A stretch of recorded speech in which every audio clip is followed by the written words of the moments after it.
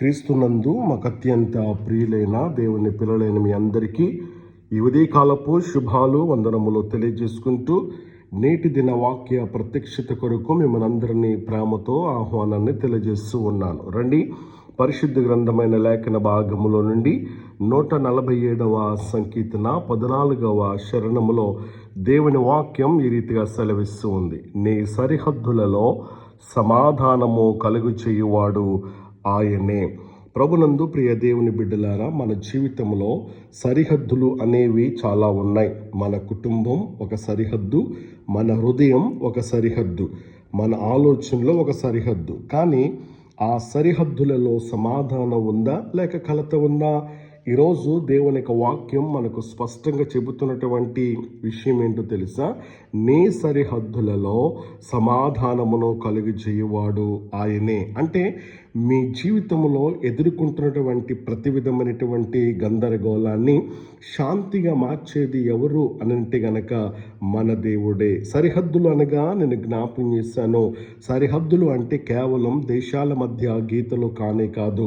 నీ కుటుంబం, నీ హృదయం, నీ సంబంధాలు, నీ ఆర్థిక పరిస్థితి, నీ సేవ. చాలామందికి బయట అన్ని బాగానే కనిపిస్తూ ఉంటాయి, కానీ లోపల మాత్రం కలత, భయం అనేది, ఒత్తిడి అనేది ఉంటుంది. అయితే దేవుడు బయట పరిస్థితులను మార్చే ముందు నీ లోపలి సరిహద్దుల్లో సమాధానాన్ని ఉంచుతాడు అనే విషయాన్ని మనం గుర్తించాలి. సమాధానం అనేది దేవుని వరం అనేటువంటి విషయాన్ని నేను మీకు జ్ఞాపకం చేస్తూ ఉన్నాను. ప్రపంచం ఇచ్చేటువంటి సంతోషం, సమాధానం ఎట్లాంటిది అంటే గనక అది తాత్కాలికమైనటువంటి ఆనందం. కానీ దేవుడు ఇచ్చేటువంటి సమాధానం ఎట్లాంటిది అంటే గనక అది నిత్య సమాధానం. అందుకని యోహాను సువార్త 14:27 ప్రకారం నా సమాధానమును మీకు ఇస్తున్నాను అని అంటూ ఉన్నారు. పరిస్థితులు మారకపోయినా నీ హృదయం ప్రశాంతంగా ఉంటే అది దేవుని సమాధానం. అంటే సరిహద్దుల్లో యుద్ధం ఎందుకు వస్తూ ఉంటుంది?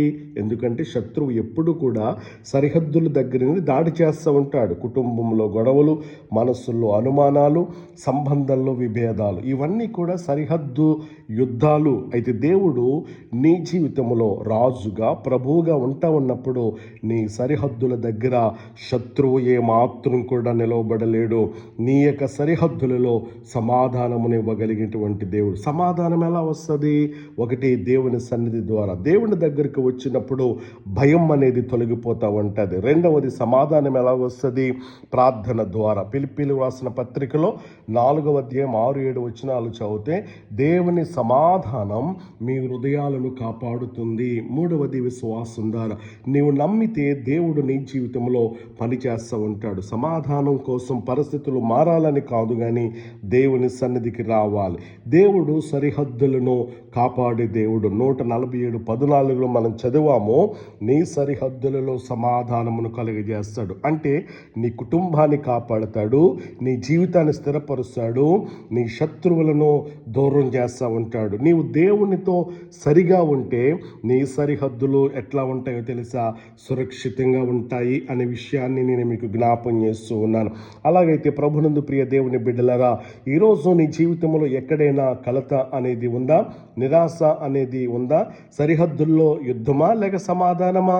ఈరోజు గనక నీవు నిర్ణయం తీసుకుని, ప్రభువా నా సరిహద్దులలో సమాధానాన్ని నీవే కలుగజేయాలి అని చెప్పేసి నీవు గనక ప్రార్థించగలిగినట్లయితే మీ జీవితంలో ఎదుర్కొంటున్న ప్రతి విధమైనటువంటి సరిహద్దుల్లో ఉన్నటువంటి ప్రతి కలతను తొలగించి వేసి మీ కుటుంబాల్లో, మీ హృదయాల్లో, మీ యొక్క సేవా పరిచర్యల్లో గొప్ప సమాధానాన్ని ఇవ్వటానికి ఆయన ఇష్టపడుతూ ఉన్నాడు.